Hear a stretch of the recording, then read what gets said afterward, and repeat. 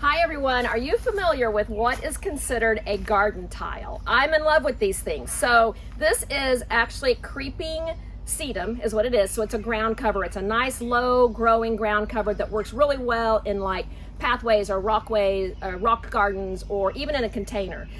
Lots of landscaping. I put some in last year and I love it so much that I'm gonna plant a few more trays this year and it'll kind of help cut down with the weeds inside this courtyard area. So you can see it's in a container like this. It's a really shallow container, and you can, let me show you up under here, see the soil there. You can cut it apart with scissors, or you can just pull it apart with your fingers. This is the tag here. You can see this was $21.98 for one full tile, and no digging required. You can kind of shape it the way that you want to, or you can just lay the whole thing down. It'll just start taking off. So I'm gonna go through here, start pulling some of it apart and get it all nestled in.